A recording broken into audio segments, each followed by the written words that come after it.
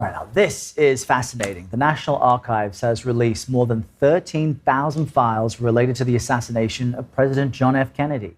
The JFK mystery finally solved, and it isn't good. John F. Kennedy was born in Brookline, Massachusetts on May 29, 1917. He was the second of 9 children in a household driven by ambition. His father, Joseph Kennedy Sr., was a wealthy businessman and political insider who had big plans for his sons. From the start, Jack, as he was known, was never expected to carry the family torch. That role belonged to his older brother, Joe Jr., but fate had other plans. Jack's childhood was marked by constant illness. He battled scarlet fever, digestive disorders, and a rare condition later diagnosed as Addison's disease. He spent much of his youth in and out of hospitals. Though physically fragile, he developed a sharp mind and a quiet resilience. He graduated from Harvard in 1940, writing a senior thesis on British foreign policy that was later published as a book. But he wasn't just a scholar. When World War II erupted, he joined the U.S. Navy and served in the South Pacific. In 1943, his patrol boat, PT-109,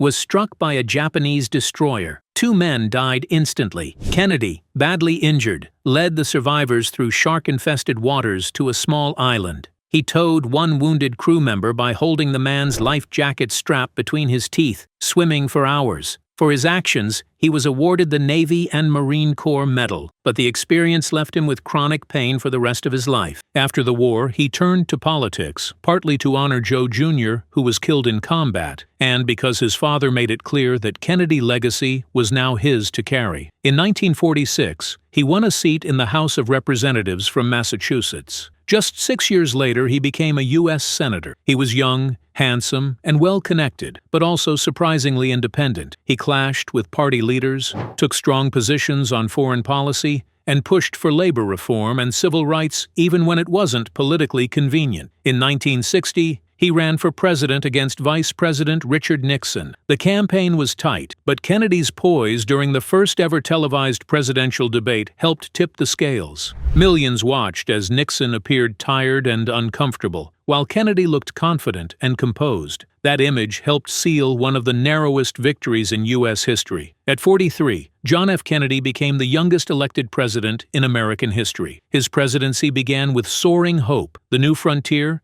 space exploration, and a promise to put a man on the moon. But the early months were rocky. The failed Bay of Pigs invasion in Cuba humiliated the U.S. on the world stage, but Kennedy learned from it. When the Cuban Missile Crisis erupted in 1962, he resisted pressure from military leaders to launch a strike. Instead, he chose diplomacy. Through secret back channels and public resolve, he negotiated with the Soviet Union to avoid nuclear war. By late 1963, Kennedy was preparing for re-election. He visited Texas in November to rally support and mend divisions within the Democratic Party. He knew Texas would be crucial in the next campaign. The visit began in San Antonio, then moved to Houston and Fort Worth. Crowds were large and enthusiastic. On the morning of November 22nd, he gave a short speech in Fort Worth before flying to Dallas with his wife Jackie. But what happened next would become one of the most debated events in modern history. A beloved president was gone, and as the official story quickly unfolded, so did the doubts. Because the life of John F. Kennedy didn't just end that day. It became the beginning of a mystery that still haunts history. Evidence that refused to align. The official story came fast. Within just hours after JFK's death, Dallas police arrested a 24-year-old former Marine named Lee Harvey Oswald. He was found inside the Texas School Book Depository. The police declared him the lone gunman before a full investigation even began. But Oswald never confessed. In fact, he denied everything. Standing in a crowded hallway surrounded by reporters, he said he was just a patsy, a word that instantly lit a fuse under the entire case. Then, 2 days later,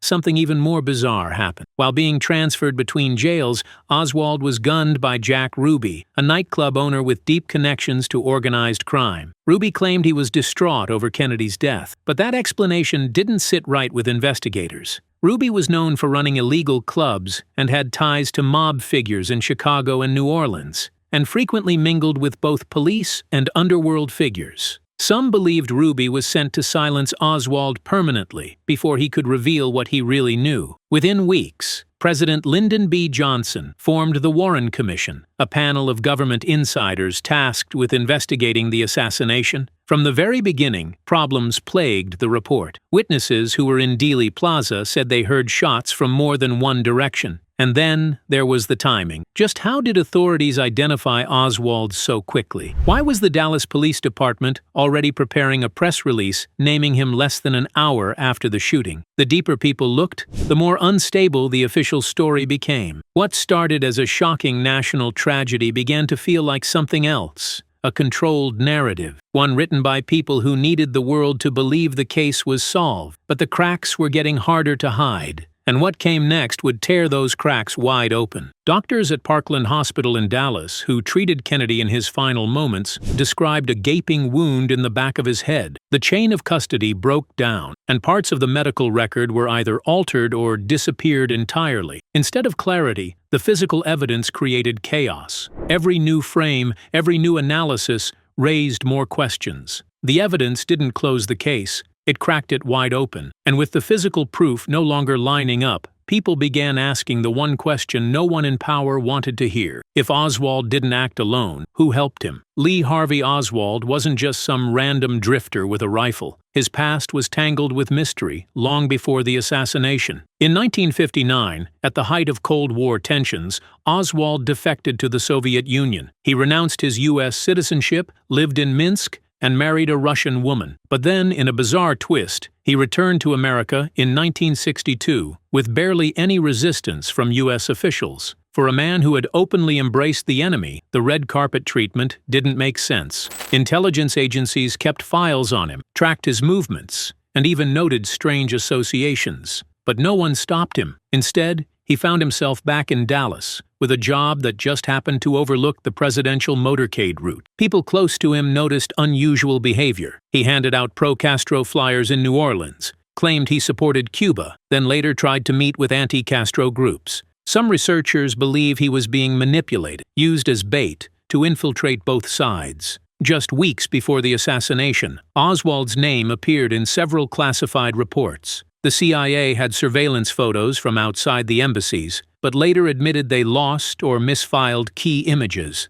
Meanwhile, Oswald showed signs of paranoia. He told friends he was being watched. He feared for his family's safety. All of this painted a picture not of a lone man plotting in silence, but of someone possibly being steered. His movements, his connections, and even his location during the motorcade weren't random. It wasn't just who pulled the trigger. It became who put him in place to take the fall. Shadows within the system. 2 days after Kennedy's death, Jack Ruby was arrested for Harvey Oswald's death. At first, Ruby claimed he acted out of patriotism. He said he didn't want Jackie Kennedy to go through the pain of a long trial. But his story kept shifting. In private conversation, he begged for a transfer to Washington so he could speak safely, away from Dallas. But that never happened. In jail, Ruby's health quickly declined. He started showing signs of paranoia and confusion. Within a few years, he was gone. Officially, he died of cancer. But the timing and his behavior made some believe he was silenced before he could speak out. After his death, several witnesses came forward claiming they had seen Oswald and Ruby together before the assassination. The Warren Commission dismissed those claims, but later records revealed Ruby made frequent calls to mob-linked individuals in the days leading up to November 22nd. The idea that Ruby acted alone to defend the nation didn't hold up. If anything, his actions looked like a cleanup job, removing the one person who might have known what really happened in Dealey Plaza. And if someone ordered Ruby to do it,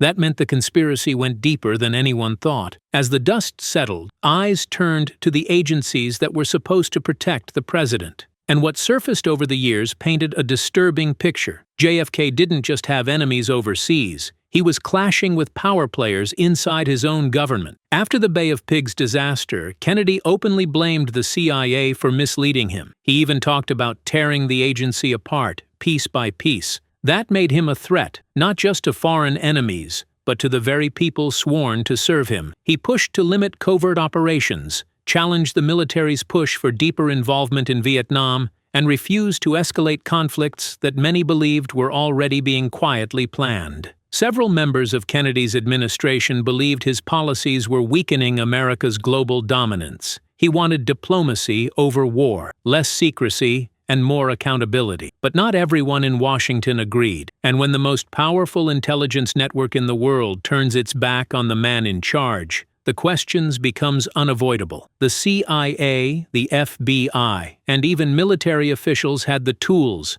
the manpower, and the knowledge to uncover the full truth. But instead of transparency, there was silence. Files went missing, testimony was inconsistent, and people began to wonder, what kind of power would it take to keep the truth hidden for decades? Because if this wasn't just a failure to protect the president, but a decision not to, then the betrayal didn't come from outside, it came from the inside. For years, the U.S. government promised full transparency. In 1992, Congress passed the JFK Records Act, requiring all assassination-related documents to be released within 25 years. That deadline came and went in 2017. But instead of full disclosure, thousands of files were kept classified or heavily redacted. Even recent administrations, including those that publicly promised transparency, delayed the releases, citing vague concerns about national security. That decision left researchers stunned. What national security risk could possibly still exist from a crime committed over 60 years ago? What's in those pages that the public isn't allowed to see? The official story isn't just incomplete, it's being protected. The truth that won't stay buried. JFK's death wasn't just the end of a presidency, it was the start of something colder. After November 1963, everything shifted. No president since has challenged the intelligence community the way Kennedy did. He talked about peace when the world wanted war. He questioned military spending, criticized secrecy, and warned against the influence of hidden powers. And after his death, that resistance vanished.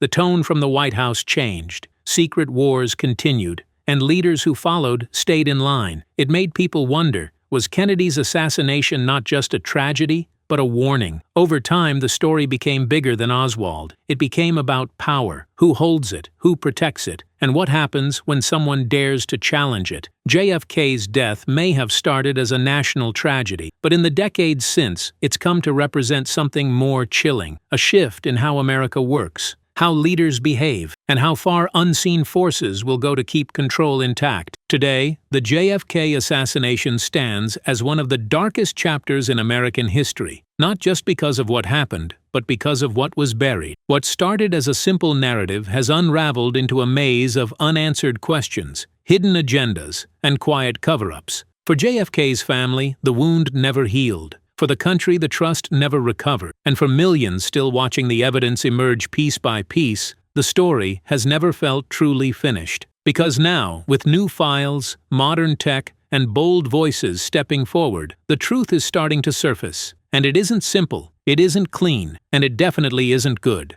Share your thoughts in the comments below, and if you liked the video, don't forget to like and subscribe for further updates.